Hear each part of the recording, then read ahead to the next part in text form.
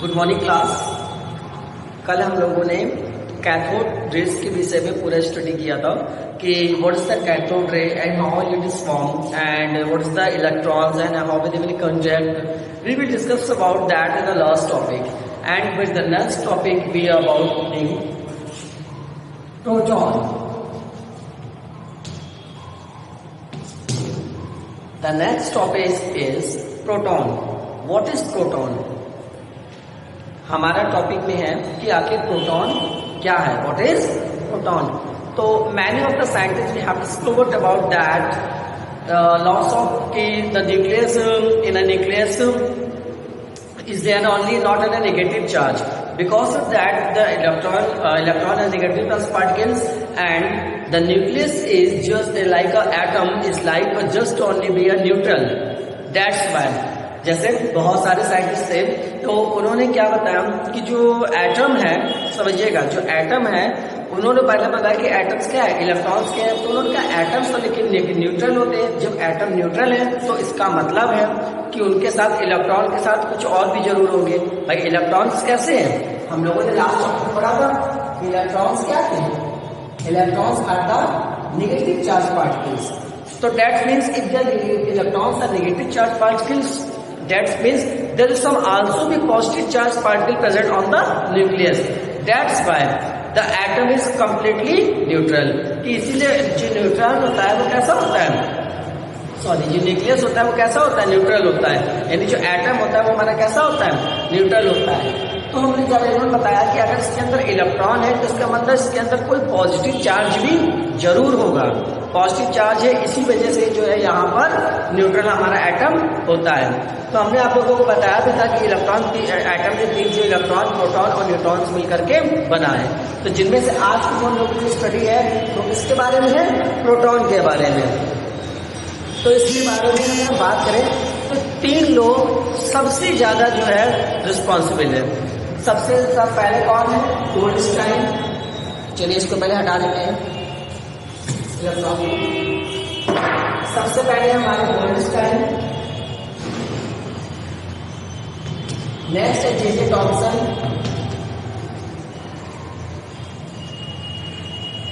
और थर्ड है हमारा रदरफोर्ड। ये तीन लोग सबसे ज्यादा उस चीज में प्रोटॉन की डिस्कवरी में रिस्पॉन्सिबल है।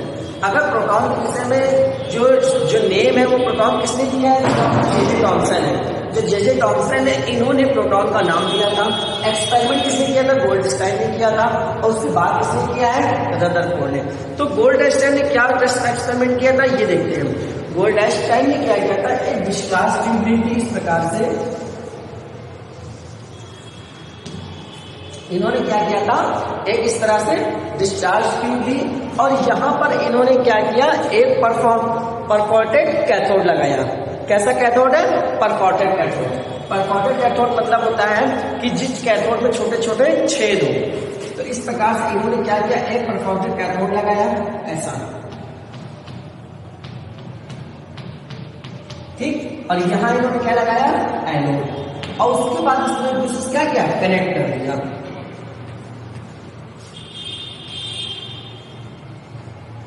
इस तरीके से यहां से इन्होंने क्या किया, इसको ऐसे कनेक्ट कर दिया। तो यहां पर भाई एनोड है और ये क्या है, कैथोड है। तो सभी जानते हैं कैथोड कैसा होगा, नेगेटिव होगा। एनोड कैसा होगा, पॉजिटिव होगा। फिर इसके बाद इन्होंने यहां क्या किया, हाई वोल्टेज का करंट अप्लाई किया and low pressure. High voltage about लगभग कितना, 10,000 वोल्ट का इन्होंने करंट अप्लाई किया और 0.001 mm, ठीक है, 0.001 mm इतने प्रेशर का इन्होंने क्या किया, तो मतलब इतना प्रेशर इन्होंने रखा। तो इन्होंने क्या किया, जब किसी भी डिस्चार्ज ट्यूब में, इसको क्या बोलेंगे, डिस्चार्ज ट्यूब,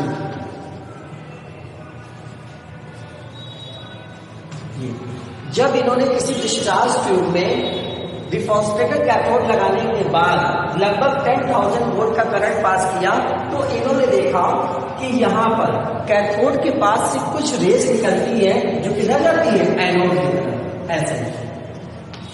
ठीक, कैथोड से कुछ रेस निकलती हैं जो एनोड की तरफ जाती हैं, जिन्हें हम लोग कैनाल रेस, क्या नाम देंगे, कैनाल रेस। इन्होंने इसको कैनाल रेस के नाम से बताया कि this rays are called as canal rays. इन रेस को हम लोग कैनाल रेस कहते हैं। They also be called as proton rays और देखो पॉजिटिव रेस। इन तीनों के नाम से इनको जानते हैं। क्यों कहा? अब इनको एक्सपेरिमेंट किया तो गोल्डस्टाइन ने।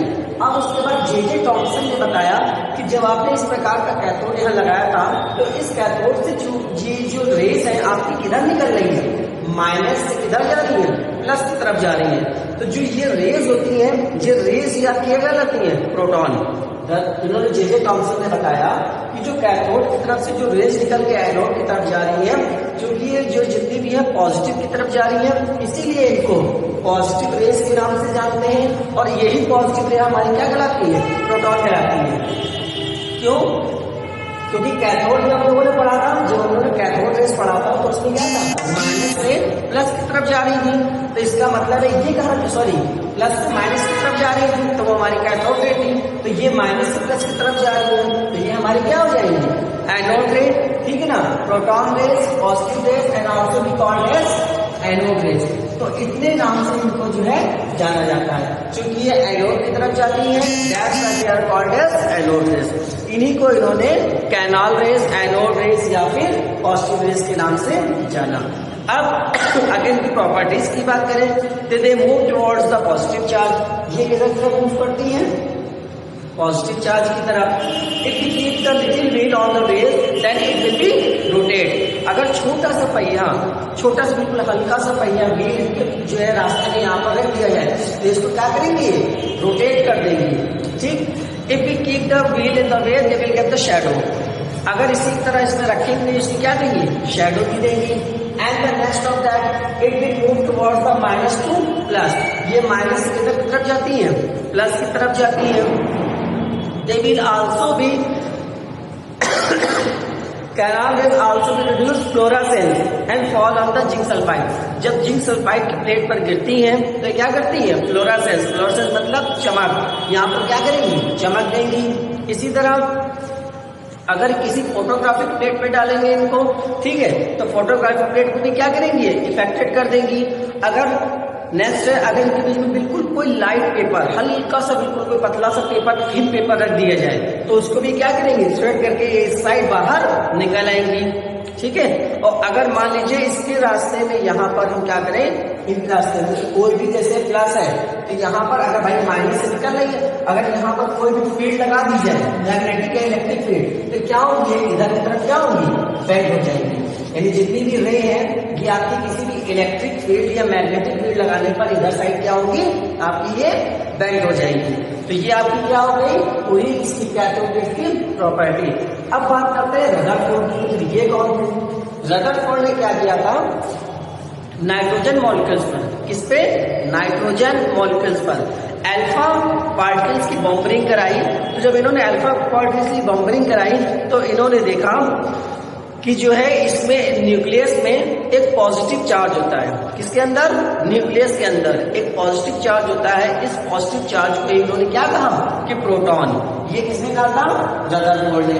अब रदरफोर्ड ने क्या बताया, इन्होंने कहा कि इसका जो सिंबल है, ध्यान से समझिएगा, इसका जो सिंबल है वो क्या होना चाहिए, पी। ठीक, साथ ही कैसे होते हैं, पॉजिटिव चार्ज है। This type of charge is it positive charge. अगर आप इसमें बात करें कि इनका जो है चार्ज कितना होता है, यानी कि जो मास है वो कितना होता है, तो ये जिसका जो मास होता है वो होता है 1.672 into 10⁻⁻24 ग्राम। इतना इनका क्या होता है, मास होता है। और अगर बात करें AMU में तो AMU में लगभग कितना होता है, 1.0072 AMU। यानी एटम मास पर यूनिट, ये इनका मास होता है। अगर इसकी बात करें चार्ज की, ये तो इसका जो चार्ज होता है वो होता है 1.6 × 10⁻⁻19 कूलम।